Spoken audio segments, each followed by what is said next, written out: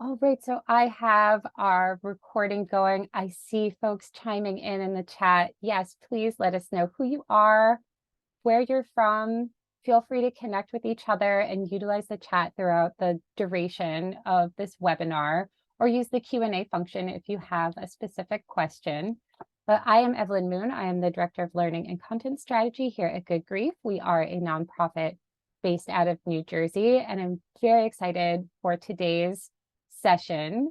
Here's a little bit about us. This is our mission. We want to build resilience in children, strengthen families, and empower communities to grow from loss and adversity. And we do that through the work in our centers, schools, communities, but also we want to bring what we do outside of the walls of our centers and into the virtual space, whether it's through Good Grief presenters or bringing in friends like we're doing today.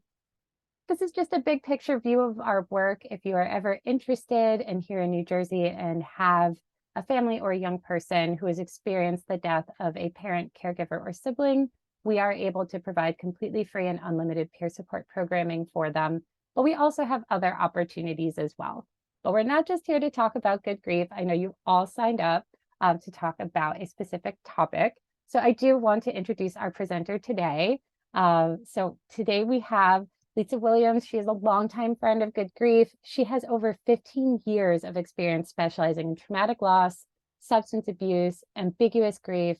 She's co-founder of What's Your Grief? It is an awesome online grief community and resource.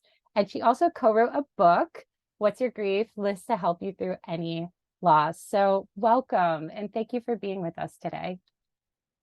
Thank you. Thank you so much for having me. I always really love and appreciate being able to be part of Good Grief New Jersey events. I feel like you all have such an amazing community and so many incredible volunteers who I have been able to meet. So really, really grateful to be here. I am going to go ahead and share my screen so I can bring up slides. And as we go through, I want to encourage everybody to please use the chat. I see that we have a huge range of people here from all different experiences, all different places. So please use the chat. I will do my best to follow along and answer questions as they come up. I'll try and save a little time at the end to touch on any questions. But I will say this is a jam-packed hour. I am going to get started because it's such a big topic. So I just reassure everyone, if you want a copy of the slides afterwards, I am happy to share those with Evelyn, to share them with anyone who has signed up. So please don't feel too much stress or pressure of taking notes or anything like that. I'm happy to share those. And I'm happy to also follow up with additional, if people have additional questions or things like that, please know I'm certainly available to talk more about this, because I know there are just often so many questions and different directions where this topic can go. So with that, I will dive in. I always start any presentation about grief talking about some basic truths about grief. And I think that this is really tough because there are so many myths and misconceptions out there about grief. And really, I think some of those myths and misconceptions come from what we wish about grief, which is that we wish that it was really simple and predictable and universal. And unfortunately, the reality is a lot more complicated, which means there are not a tremendous number of truths, but there are some things I think that are important to get us on the same page and that are true when we're talking about both death and non-death loss. This is important since we're going to really be spending our time today talking about non-death losses. The first is just remembering that grief is a normal and natural reaction to loss. Grief is not a pathology. It's not something we're trying to fix. It's not a problem to solve. It is the natural thing that we as human beings do in response to loss. That doesn't mean that we don't want to provide really good support. It doesn't mean that some people don't have a harder time adjusting than other people and that there can be a lot of challenges with grief. But I think it's really important for us to start by thinking about grief as something that is how we heal from not loss, not something that we need to be fighting against or trying to fix. There's no predictable stages or phases. I think hopefully many of you who are on here have received this message by now, but for such a long time, the 5 stages of grief were so pervasive in our society, in pop culture. You still see them all over the place. And even though those 5 stages were developed about with individuals who were dying, not individuals who were grieving, even though there has been so much work to help people understand that Elizabeth Kubler-Ross herself never even intended them to be applied the way they had, as universal or linear or complete, that many times that's how our society internalized them. And so a lot of the work that we're doing with folks when we're talking about grief, it starts with that basic reminder that often the expectations we have about what grief is going to look like don't match the reality of what grief looks like and feels like. So important that we remember that.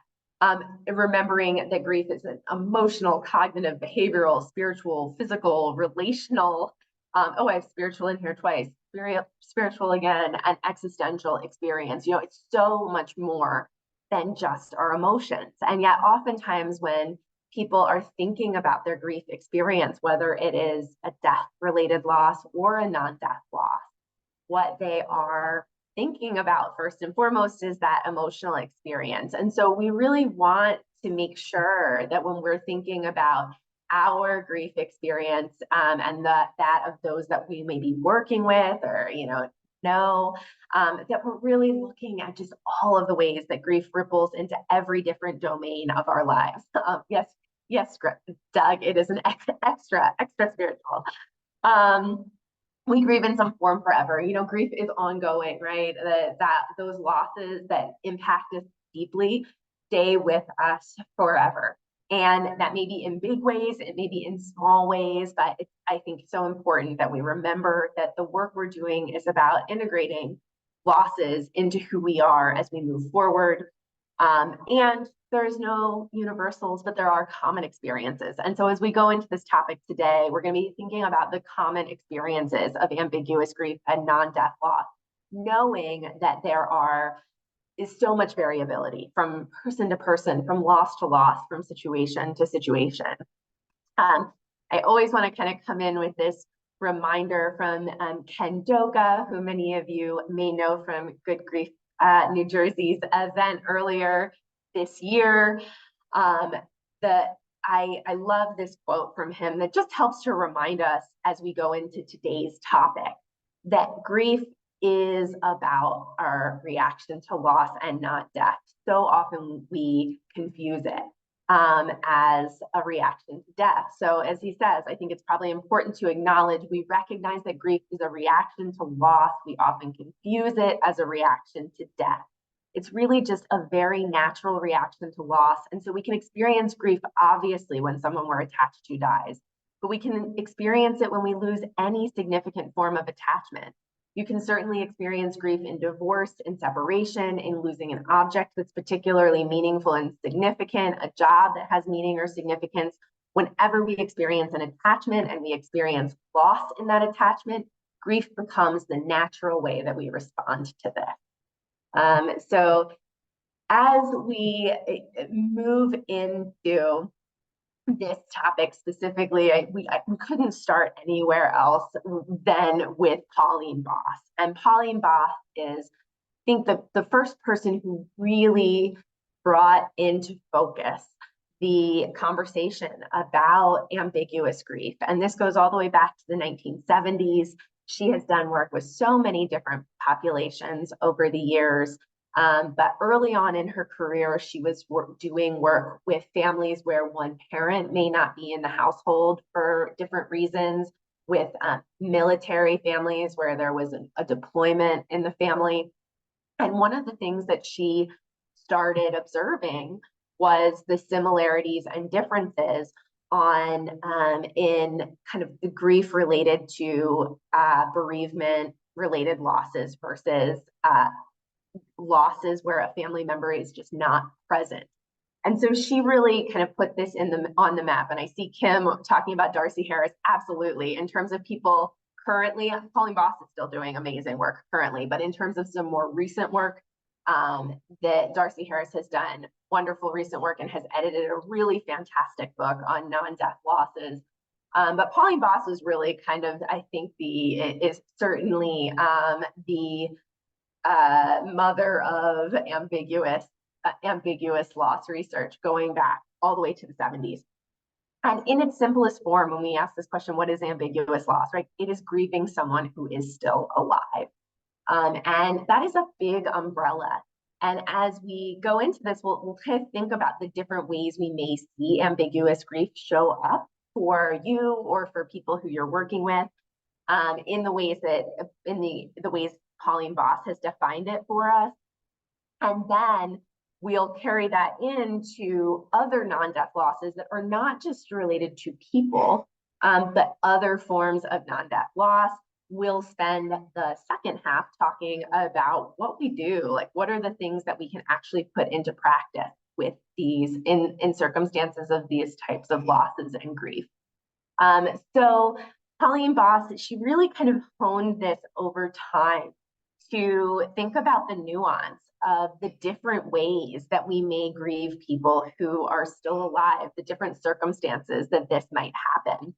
And, there's kind of I always say there's 2.5 categories that she defines for grieving ambiguous losses. And the first is she describes people who are physically absent, but who are kept psychologically present.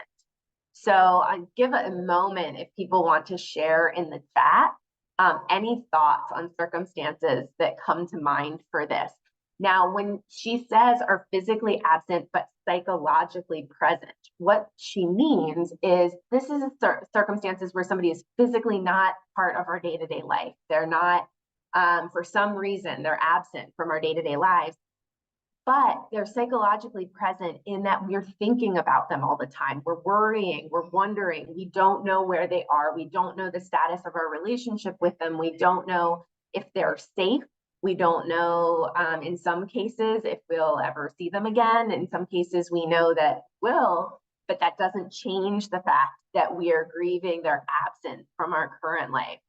So absolutely, we have good ones coming in here. Incarcerated parents, divorce, children who are estranged, any sort of family estrangement.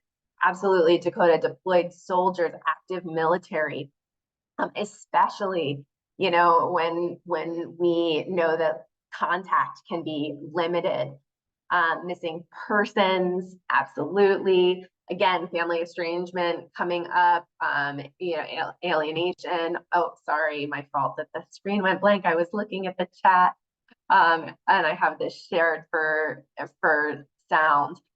So all of these are, I'm going to reshare this differently so that the chat doesn't black out the screen when I'm looking at it for you. Oh, there we go. So absolutely, single parents, siblings and parents separated by child protective services. Absolutely, when kids are removed and put into placements is a huge one. So I think all of these are. This is not even an exhaustive list. We've covered a lot of them, but many of these that you have noted up here. Also, just immigration, right? Moving from one place where we may be separated from our community. Also, partners or family members moving into a care facility when somebody has been in your spouse you've lived with them for 50 years and now they have to move into a nursing home or other care facility is one that I think we see more and more. So some of the things that she really wants us to focus on and think about that are significant about these losses is that the safety of that person is unknown and uncertain. And so we're often wondering, and that doesn't necessarily, right, in some of these cases mean we have reason to think that they're unsafe or something may have happened. But sometimes in many of these cases, we're really worried about them. And so that's consuming us. The future is unknown or uncertain. There's no known end point, and there's little that can be fixed, right, in a lot of these situations. So in the next set of examples of ways we may grieve someone who is still alive, she describes family members who are physically present, but psychologically absent. And part of this is that we kind of, want them to be or expect them to be who they always were. So in this case, when she's talking about psychological absence, what she means is this person is right here. They may be sitting at the dinner table with you, but they are not the person who they used to be. Something about them has changed. Something about them psychologically, it has changed who they are, and therefore changed the nature of your relationship with them. So please, if you have thoughts about what this may mean, share in the chat. Absolutely. A family member with dementia. This was part of Pauline Boss's early research, was working with families with Alzheimer's and dementia in the family. Absolutely, with addiction. So where somebody is a different person when they're using, or that addiction has changed them in some way. Neurological disorders, absolutely, the onset of bipolar disorder or the onset of any significant major mental health diagnosis that changes the kind of who that person is, and therefore your relationship with them. Degenerative disease, absolutely. Traumatic brain injuries. These are all situations where, and there are many others that, again, not exhaustive, that may come up where we see these changes and the change to the relationship. So with this, right, the relationship is fundamentally changed. And this is something that's so important to remember. Part of what is going on, and when we get to coping, this is going to be really important to think about, is yes, we're grieving who this person used to be, but this is a relational loss, right? Our identity is always defined in relation to another person. So when that person changes and our relationship changes, we are grieving part of who we are and who we were in our relationship with this person. Our identity is shifting, and that is part of the loss as well. Again, with many of these, there's no known endpoint, and there's little that can be fixed. So the last one here that Pauline Boss talks about is family members who are physically present, but they've had an identity change and are expected to be who they always were. So this isn't psychological absence. This isn't something that she thinks of as maybe related to many of the things we just described that are related to diseases or illnesses or injuries. This is something that is, identity focused. And so I would be really interested if people have thoughts on what Pauline Boss, I call this number 3. It's really kind of a subtype. It's really just kind of 2.5. But if anybody has any thoughts about what losses may fit into this category, absolutely. Transgender transitions. I think this is one that we see very much and that we want to be really careful with, because there is absolutely this experience of change and transition and loss that can happen within families. And yet that's also something that sometimes can be used to blame the person who is transitioning, who themselves may be feeling a huge amount of relief and joy for their ability to transition. And this can sometimes be used. So we really, when we're working with folks, we want to be really careful about this and how we talk about it. Life post-widowhood, I'm so glad that you said this. I think grief and trauma are a huge one that come up with this. There are so many people who will say, right, I am never going to be the person that I was before my son died, before my husband died, before I went through that devastating trauma in my life, or that sexual assault that happened to me, or that my child was removed by Child Protective Services. I'm never going to be that person again. And yet everybody in my life is waiting for me to go back to normal. They're waiting for me to go back to being the person who I was before. So those absolutely here. Being a caregiver, how this changes us. Absolutely. There's a lot of great ones around here. Changing the culture. Yes, Doug, part of a cult or a religious organization, changes towards or away from really, especially with high control religions, are things that Pauline Boss talks about. So many of these, I think, are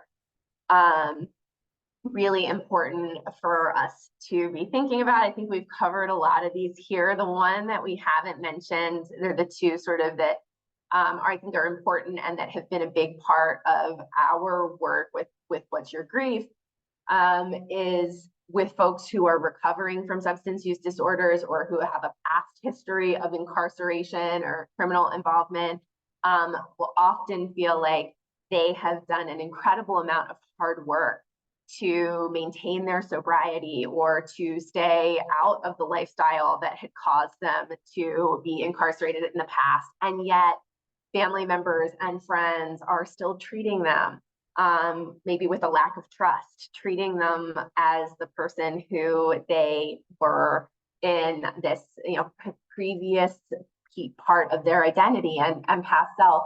And this can be really hard, right? It comes understandably from a loss of trust, an erosion of trust, or from knowing someone for a certain way for a very long time. But it can be really hard for that person to feel like they're working really hard in this new identity that they are in now and are being treated the way that they were before.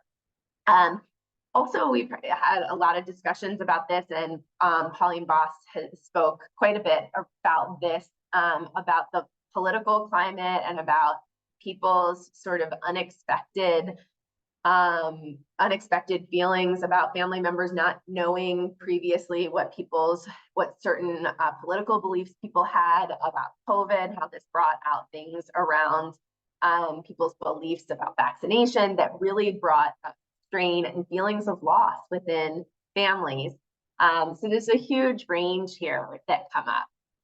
So the things to keep in mind and that I think are really important as we talk about coping, right, and how we cope with these losses, is that she wants us to remember these are relational, as I mentioned.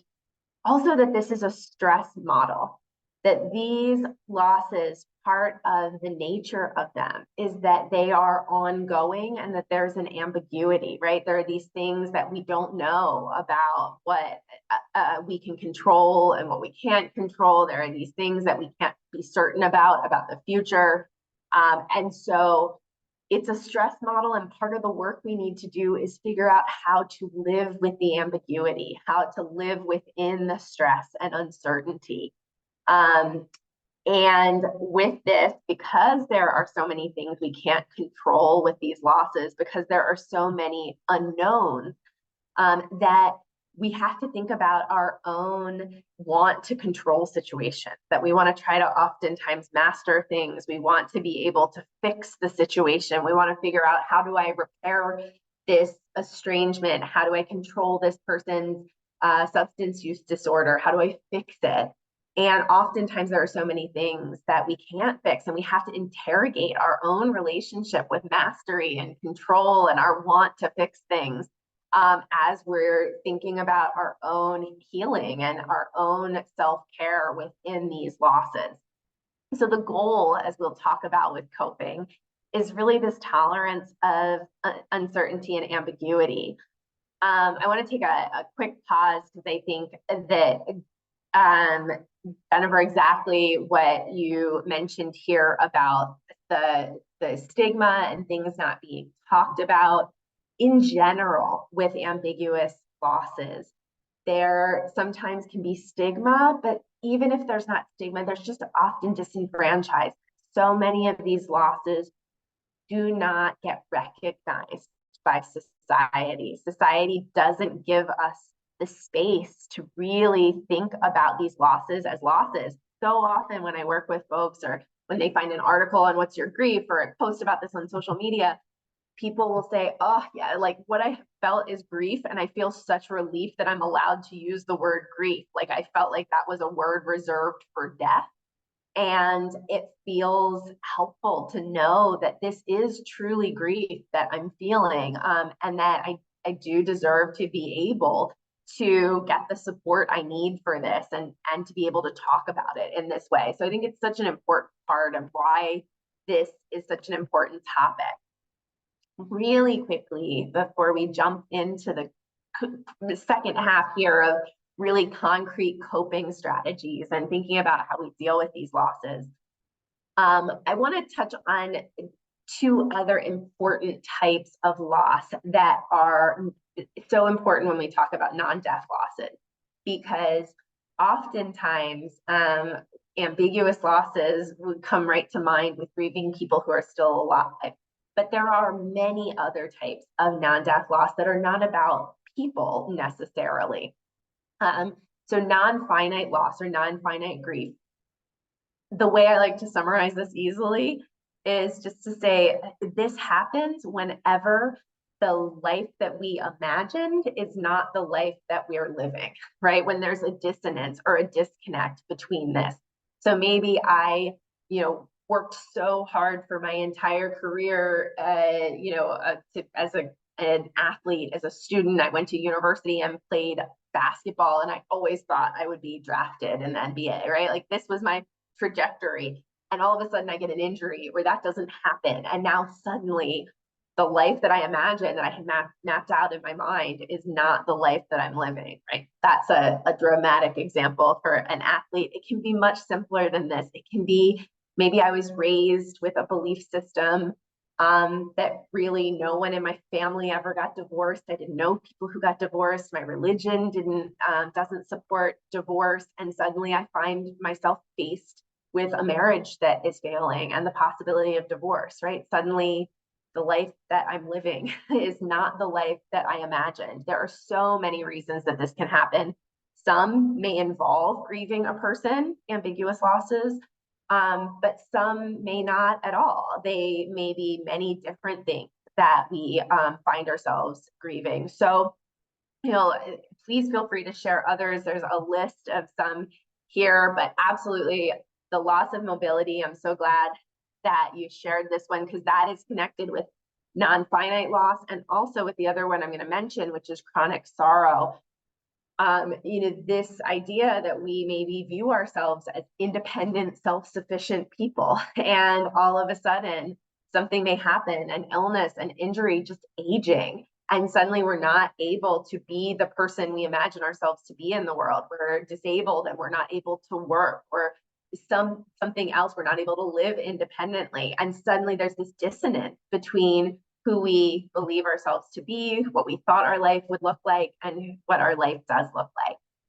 The other here, chronic sorrow, is very similar, but a little bit different, but it really does focus on that concept of ourself, of our identity, where something happens and suddenly our self-concept is disrupted in this way, where we see a great loss. This happens with chronic illness. This happens with disability. This happens in situations of trauma and grief sometimes, where maybe we always thought of ourselves as somebody who could cope really well with things, that could handle no matter what was thrown at us by life, we could navigate it. And then maybe a trauma or a loss knocked us down in a way that we never could have imagined. And suddenly we're dealing with that loss itself, but also this sorrow or this sense of loss about our own ability to kind of function within the world and in the face of loss.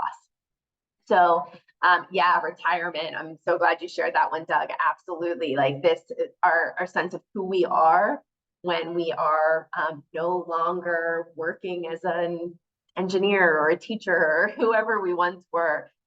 So all of these are things that we may be working on in ourselves, that we may be grieving ourselves, that we may be seeing in our friends, in our community, and the people that we're teaching or that we're working with. So there are so many different types of these losses. And we are gonna just scratch the surface on what do you do, on how do we cope with these? What does coping with these losses look like that may be a little bit different or similar to how we support and cope with bereavement related losses? The first is, so simple, but so important when so many of these losses aren't given space. And that is just to make space to acknowledge and grieve these losses. I cannot tell you, as a clinician, as someone who has worked in the grief space for so long, and as someone who has personally experienced some of these ambiguous losses, specifically with grieving someone who is living with a substance use disorder. When someone else can acknowledge and label that and sort of see the grief that you're feeling, to be able to validate that loss and help to create a space for it, a space that doesn't involve comparison, that doesn't involve judgment or minimizing or saying, oh, well, but at least he's still alive, those sorts of things. That is a huge piece of where we need to start. And part of it is doing that within ourselves and figuring out how to help other people to do that, which is what we'll talk more about that. And we want to, with this with these losses, we want to make space for all that is part of these losses. There's so much to all of them. While we also want to help to figure out how we make space to honor and celebrate the things that still exist. Oftentimes, there are space within these losses when we shift the way that we are thinking about our loss, the things we're focused on. Sometimes when we adjust our ideas of mastery and what we're trying to control, we're able to create space for something new and different to exist within our grief and within these losses. So we're going to talk about some ways to do that. With each of these losses, just like a bereavement related loss, that we want to consider that grief, it's not just with any of these losses, it's not just this one single thing, right? It's this ripple effect. It's all of these smaller little losses that are connected to it. So as we're working with folks, or as we're thinking about this ourselves, we want to be thinking about not just the big loss, right? Not just the foster care placement or the incarceration, but all the other dominoes that fell when that happened, right? Did they have to change schools? Did somebody all of a sudden have to sell a home or move from a place that they couldn't afford? Much like bereavement related losses, there's so much that we're looking at. So we want to help be able to identify all of the losses that are part of these ambiguous losses. And then, we want to think about what do we do that's supportive? What do we know from some of the research? And Pauline Boss has a really robust approach to counseling for ambiguous loss that, of course, we cannot dig into here for everything. But I'm going to provide a few tips and tricks and strategies, but I wanted to show the 6 goals of her counseling, because I think that they're important to keep in mind, even if we can't get into each of them. And if you want to dig in more, her books are tremendous resources. But one piece is finding meaning. We're going to talk about ideas for that. A lot of times with meaning, people, I think about like capital M meaning, like spiritual meaning or a big existential meaning. For Pauline Boss, it's something that's much simpler than that. She says human experience is meaningful when it's comprehensible to those who are having the experience. It's like, how do we make sense of what we're going through? How do we tell our own story? In ambiguous loss, when there's often no template for us, when we're not sure if we can even call it grief, it can be hard to do that. And so working on how we tell our own story or help others to do that is so important. Tempering mastery, I've already mentioned this, right? Our control, thinking about how we understand our need for control, our want for control, is so important. One of the things that Pauline Boss has found is that the more highly people value being in charge, mastering things, being in control in situations, the harder a time they have dealing with ambiguous and non-death losses. They struggle the most with those things and become the most distressed when there's no clear resolution or closure or solution. So keeping that in mind for yourself or for those that you're surrounded by, those folks who love control the most and who need it, maybe the ones who are struggling the most with these losses. Reconstructing identity, right? I mentioned before that part of these losses, what's so significant about them is they're relational, right? They are about not just who we lost or what we lost, but that we lost part of ourselves and we had to change pieces of ourselves within this loss. And so we have to create space to recognize, to mourn the pieces of ourselves that we've lost, to acknowledge our identity change, and to really know what this loss has meant to who we are as we move forward. So knowing who we are in relation to partially absent or present family members requires cognitive and emotional reconstructions of roles, status, boundaries, and ritual, right? So we'll think about how we do that. Normalizing ambivalence. There's so many mixed feelings that come up with these losses. There's so many different ways. So we want to help people to know that it is completely normal to have ambivalence, that actually we kind of have to have ambivalence to have the flexibility to live within uncertainty, to know that we're always going to be having multiple feelings at the same time in these situations. So how can we foster that in ourselves and in other people? Revising attachment. We're not going to get into this much, but just how we learn to live with the reality that some of these losses, that sometimes they may change and have something that looks like a resolution. Sometimes they may not. Sometimes we have no idea if and when.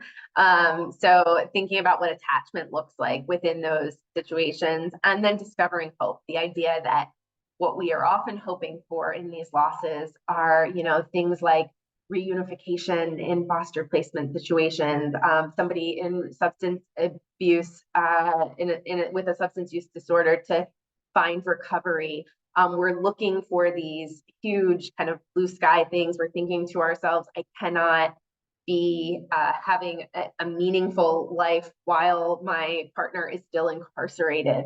But what does it look like to find hope in the uncertainty, to find hope without that type of resolution, but hope for the right now?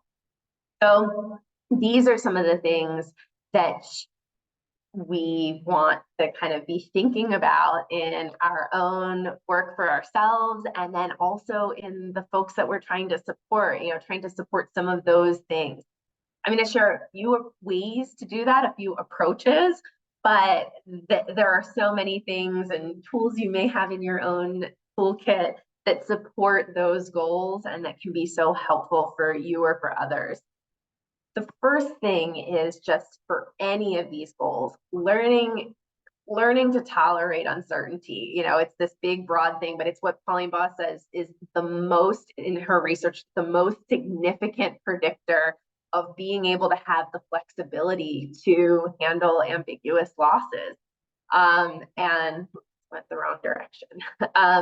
And one of the ways that we can do this is by really helping people to find dialectical thinking. And dialectical thinking is, in simple terms, it's sort of moving from either or thinking to both and thinking, to recognizing that in ambiguous grief, there are often two things happening at the same time that can feel like they're in conflict with one another. It might be two different types of emotions. It might be feeling like someone is both here and not here. It might be feeling like I'm both grieving the life that I always wanted while also learning how to love and embrace the life that I'm living. All of these things involve us having sort of both and thinking, being able to say, my identity maybe is really fluid. I'm not like this or that. I may be both I may be both a teacher, maybe a teacher who's not working, right? And I might have to hold those things together at the same time. It's not an either or definition. And so we need to be able to kind of hold this. And there's so many ways dialectical thinking comes out in ambiguous loss, right? Being able to say, this is both John and not John, right? I'm both doubtful and hopeful at the same time. These are just a few examples. Please, in the chat, if you have ways that you see dialectical thinking come up in your own ambiguous or non-death losses, please share. Right, I'm both disappointed to be childless and I value my childless life, right? A life with children would be filled with love and meaningful, and a life without children will be filled with love and meaningful. In the foster system, you may feel that this is both home and not home. Right? I love my biological family so much, and I also had so many problems with my biological family. I want reunification, and I don't want reunification. I believe that the system is both protecting children and causing harm to children, that we often have to hold so many both and truths at the same time within this. So thinking about and listening for places where we can, in ourselves, be more flexible with our both and thinking, and also in fostering in others. For time, I'm not going to share, I'm not going to show this video, but it will be in the, it just explains a little more about dialectical thinking, and it'll be there if you want to watch it. And again, I share this because in the history of What's Your Grief's Instagram, this is the most popular post thing that we have ever posted. And I think that it is because it taps into this idea of dialectical thinking that maybe many people haven't quite figured out how to put the words to, right? I found that one of the hardest things to accept in grief is that the life I always imagined is not the only life worth living. And it's how do we get there, right? How do we make that shift to be able to say both and in these situations? So as we move into this flexibility, there's a lot of things that Pauline Boss suggests for us that can help with the flexibility. The first is in that finding meaning. It's just being able to spend time with our own story, and to know that oftentimes in these ambiguous losses, what has happened is our story no longer looks like that kind of perfect schema we had in our heads about what life was supposed to look like. We don't have a template for that story anymore. We have so much confusion. So looking at things like narrative therapy and schema therapy that can really help with how we tell our own story, encouraging kids to just be able to tell their story and talk about the different transitions that may have been part of who their psychological family is, who is important to them in their lives that has come out in different ways, but finding different ways to be able to help kids and adults to tell these stories.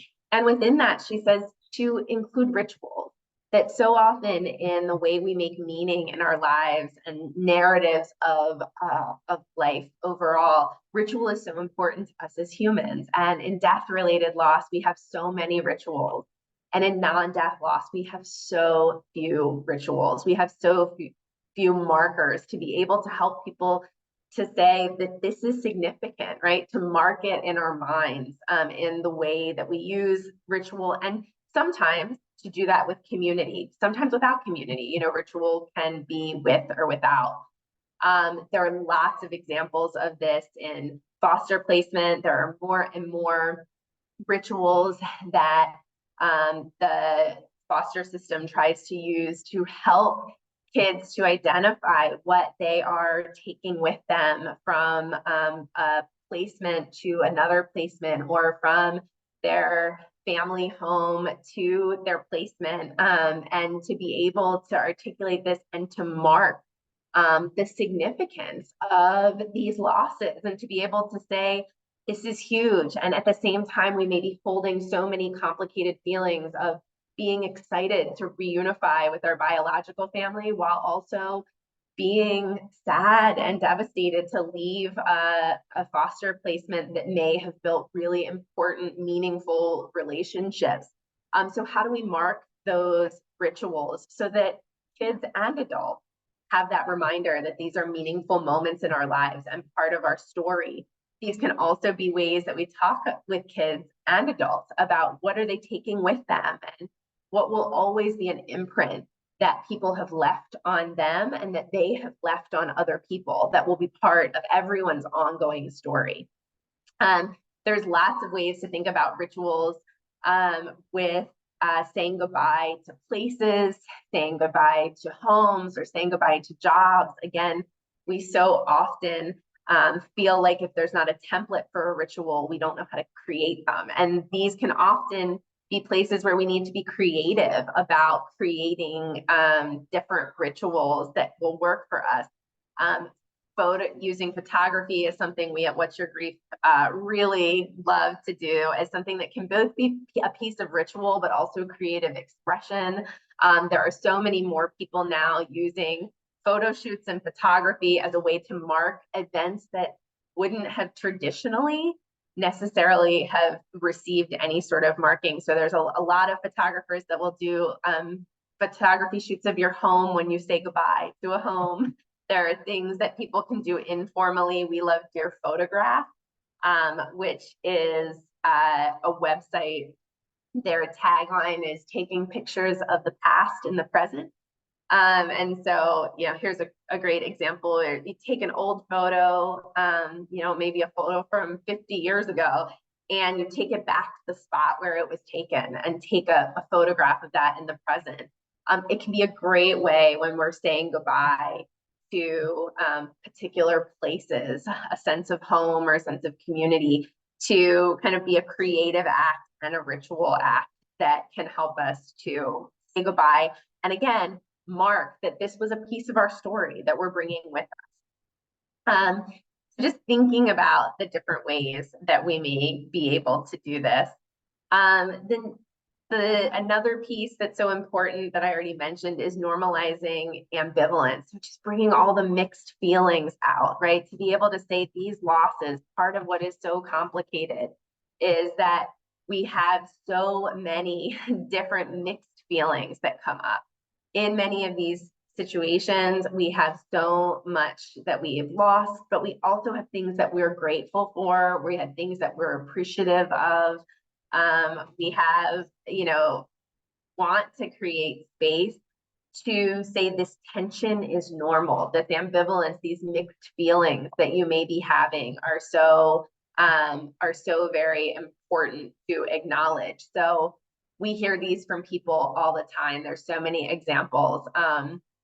One that someone shared recently with me that I was thinking of as I put these slides together is great. Essentially what she said was, I'm devastated that my sister won't be at my wedding because she's incarcerated. And at the same time, I'm so relieved that I'm not going to have to be spending my wedding day wondering, will she show? Will she no show? Will she show up high? Will there be something, uncomfortable that comes because of that?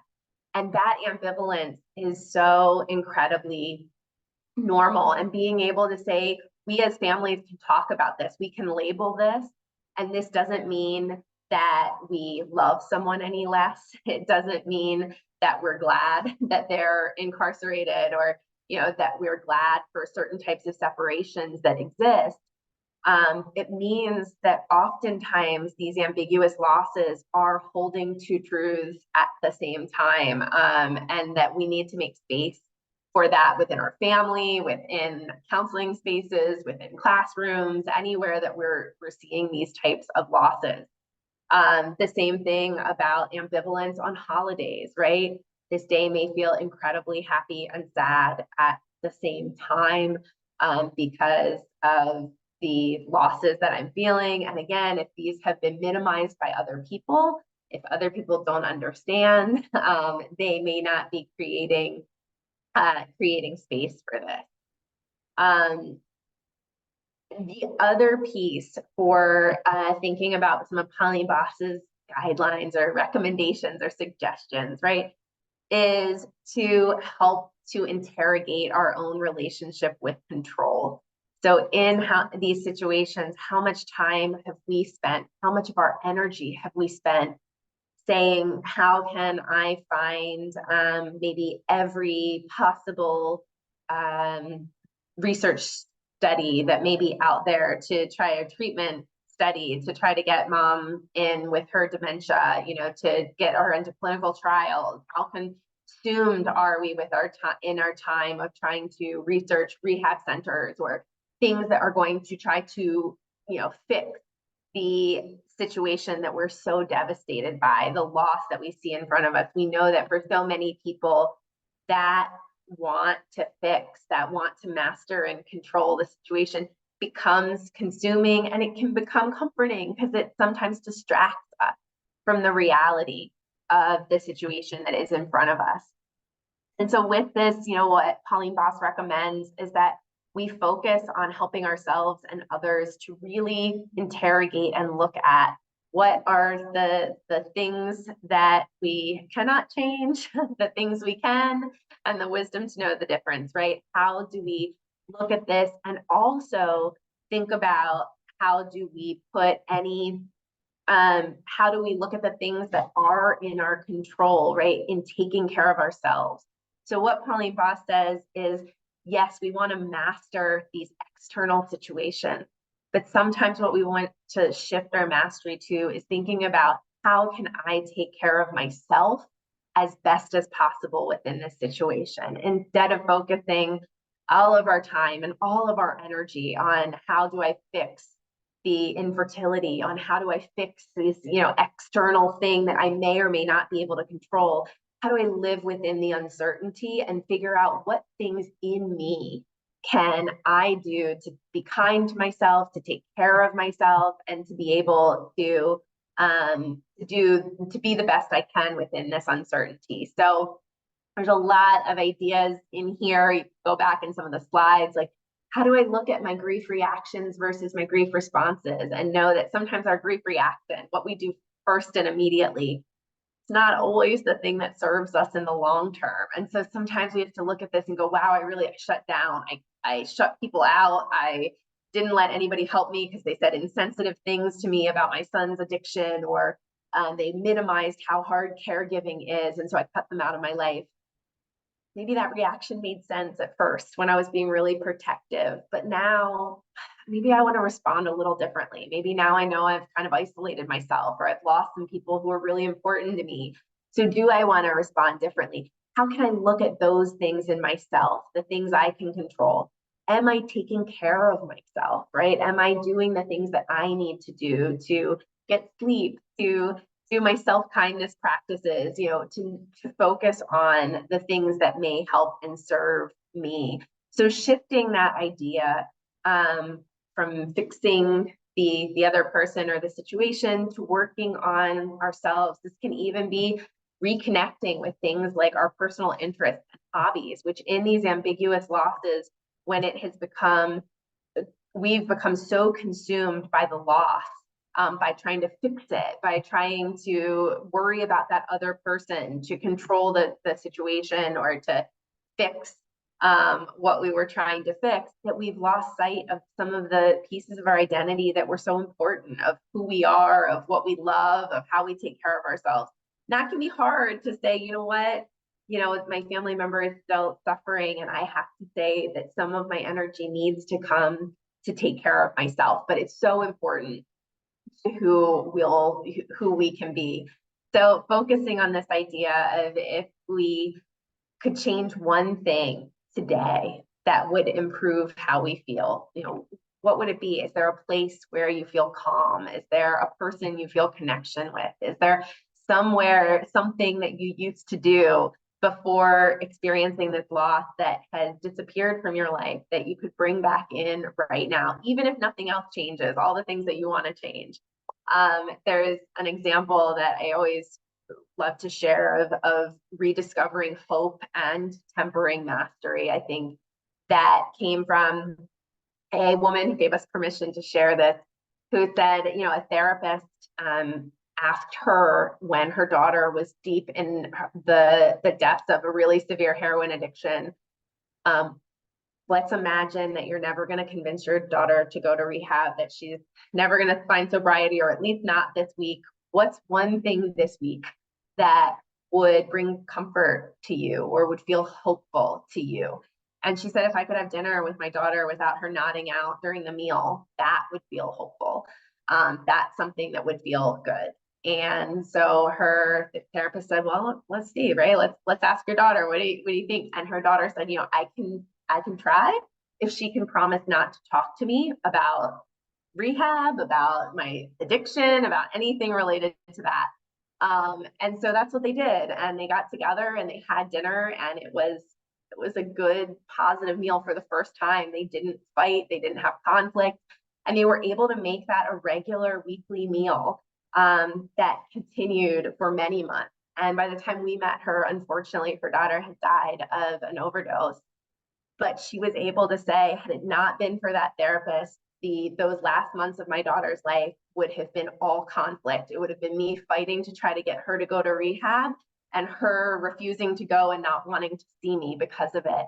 And it's only because I was able to redefine hope. I was able to think about the idea that we can live differently in the face of uncertainty and not just focus on hope of this blue sky outcome that may or may not ever happen, to instead redefine hope differently in the present.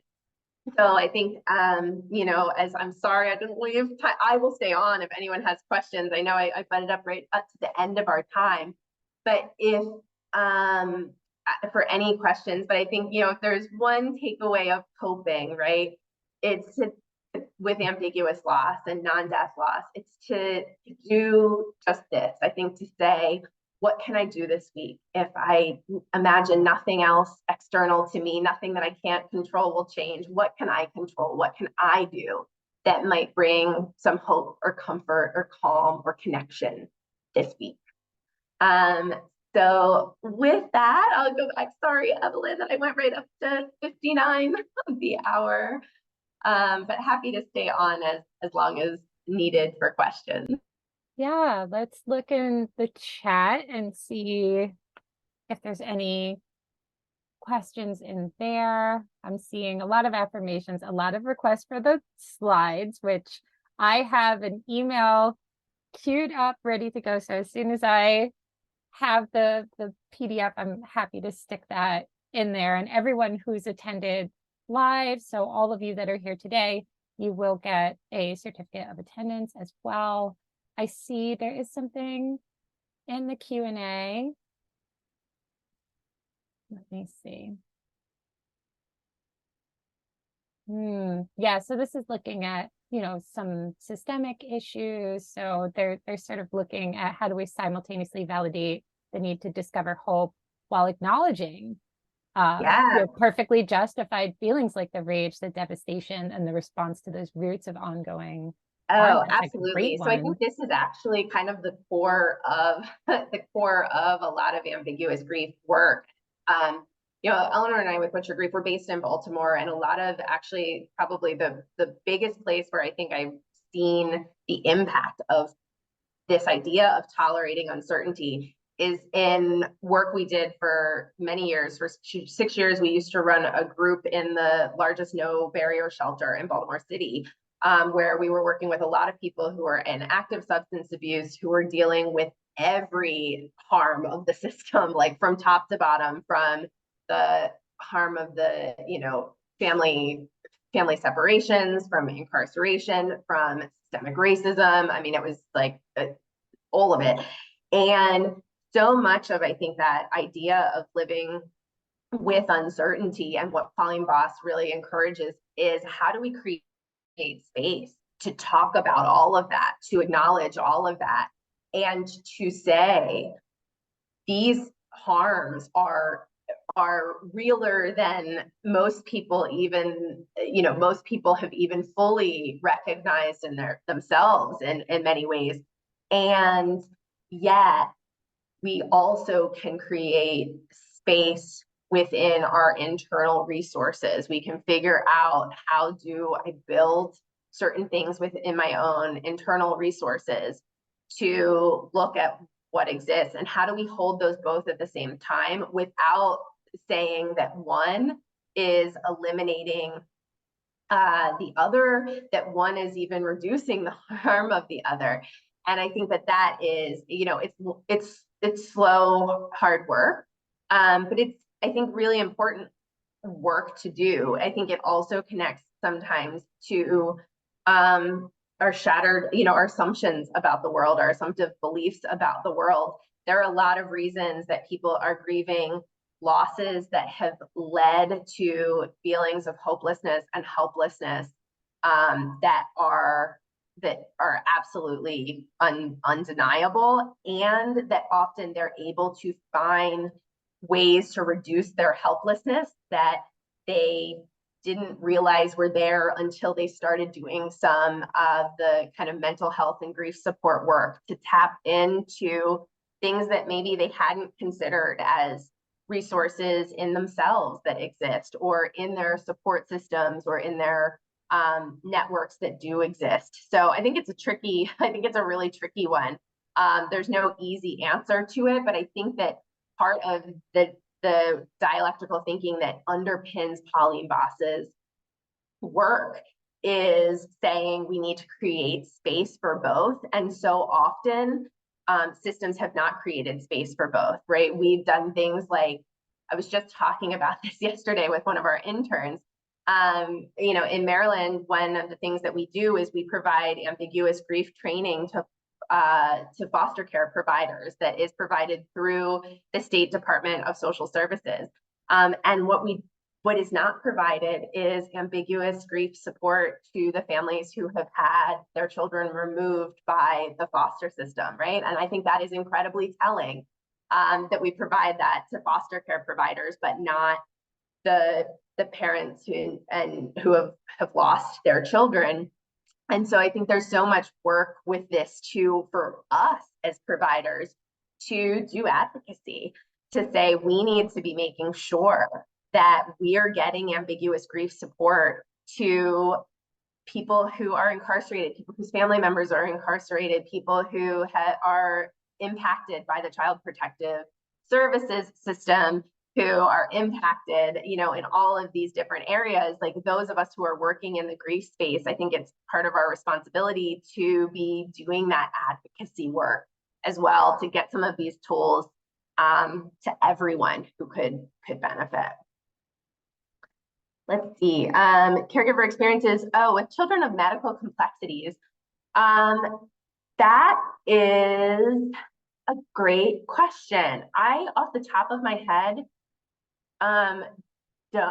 don't know, and this is in the Q&A, so I don't know. I know we know a number of folks who are still on, so I don't know if anyone else has any resources. I can look into this, and I can ask in our grief professionals community. There's a lot of grief professionals in our community who may have suggestions, and send that to Evelyn. But I'll throw in the chat this question in case anybody knows any places where they may be able to get resources on caregiver experiences of children with medical complexities.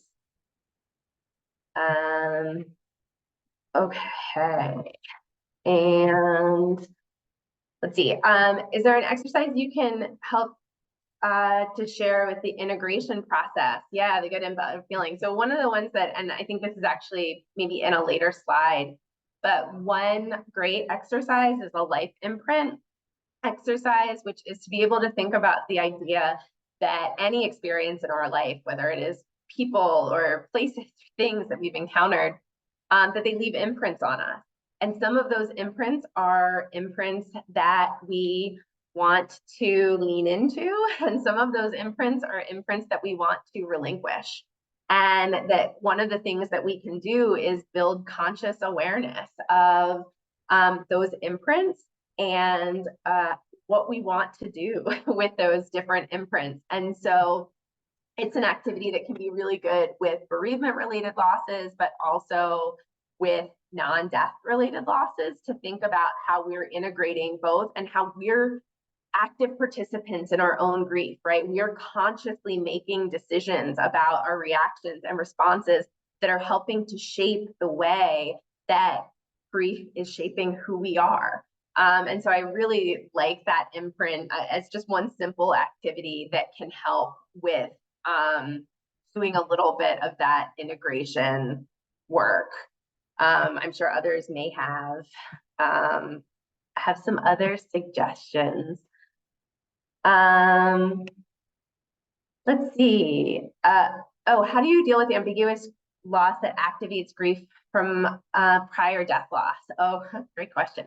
So I think one of the things that's tricky, people ask us about questions about cumulative grief a lot. And I think one of the things that is tricky is that new losses always bring up old losses, whether they are death-related losses or non-death related losses. And so we often have this feeling of cumulative loss, of things that are really kind of building up and stacking up on top of us. And so I think one of the things that's important is just to normalize that, right? Grief is not a straight line. It cycles. There are times in our lives where it ebbs and flows. There are always things that bring certain old losses back up to the surface again. And so I think sometimes when that happens, we think, oh, this must have been a fail. Like, did I not really process that? Did I not really deal with that? Did I not deal with that when it happened? I think sometimes it's so important to remember, no, like it coming up again isn't because I didn't deal with it well enough when it happened. It's that that's what grief does over the years. So I think it's creating space for that. It's saying, if I need to go back now and do some more around that, maybe I do need to talk to a counselor again about some of this old stuff it's bringing up, or I might need to do, some writing about it, or I might need to really start talking about it again, to do that, and to know that that's, to know that that's normal. And that if you bring it up with people in your support system and they're like, why are you talking about this thing from 20 years ago? This is brought up, to be able to feel confident to say, because that's how grief is, right? It's normal for me right now that this is coming up, and maybe that it would be helpful for me if we could talk about it, right? If we could talk about this person from our shared past, or this thing that happened that now feels important to me. Feeling confident that that's not because you didn't grieve right or you didn't grieve well, but because we always have new needs that evolve with our grief over the years and over time. I was skimming through. I don't know if I'm other questions. Evelyn, did you see anything? Yeah, else? no, I mean, I think I saw some resources being shared about Children's Hospital of Philadelphia. They are one of our dear partners. We love their work. They do great work. So yes, they're a resource. I see there's at least one friend from Ronald McDonald House. So hi, welcome. We've been connected to them for a while, and they are also a great resource as well. And there's a few other questions. Yeah, there's some for, what is it, the IVF journey, and how do you respond to others who want to fix you in your grief? That's actually a question that we speak about a lot in our school trainings, where you see a young person, especially, who is in pain, and you're like, I got to make this better. But also they are so limited on time that it feels like they're handing them solutions and then kind of moving them out the door. Yeah. Absolutely. And I think that that idea of being able to say, being changed doesn't mean we're broken. I think that being able to say losses do impact us. They do change the way we see the world. They change some of our values and our priorities, and that sometimes other people perceive our need to be fixed as saying, you need to go back to who you used to be, right? And sometimes being able to spend time with your identity, to be able to say, how has this loss changed me in wonderful ways and in ways that maybe aren't so wonderful, and I can acknowledge all of those. And sometimes when we're a little more confident, there's a slide that I didn't get to that is some of those questions about identity that you can ask yourself. So if you go through some of the slides, right, what did I believe now? What did I believe before that has changed? What were my roles then that are not my roles now? Hmm. Who am I now? Who was I before? Who do I want to be? When we know those things ourselves, and we can feel a little more confident in who we are now after this loss, sometimes it becomes a little bit easier to say to people, I know you may feel like I need fixing because I'm not who I used to be. But I'm a person now who is changed, and that's okay. And I'm learning to be the best version of myself now after this loss. And Hmm. so I think sometimes our own relationship with our identity helps us to respond when other people are trying to fix us. Yes. So I just wanted to say how deeply I appreciate this session, this time for our community. This has been wonderful. I know we've got a few people, they're still hanging in there. So I just wanted to show them what we have coming up. We have next month, for those of you who might not be aware, it is Children's Grief Awareness Month and Children's Grief Awareness Day. So if you want to join myself and my colleague Annette, we are going to be talking about how, specifically in the school context, how we honor this day, how we want to promote awareness.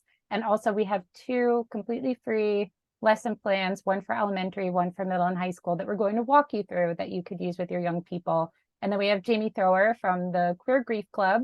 She's going to talk to us in December about understanding LGBTQ grief and cultivating inclusive support. And would love to see all of you at future webinars between now and June. But thank you so much. This was really wonderful. Thanks so much, everybody. Sorry, my lighting completely lost me in the dark, but thank you so much, everyone. Thanks for having me, Evelyn, and I will send those slides right this second. I appreciate it. All right, bye.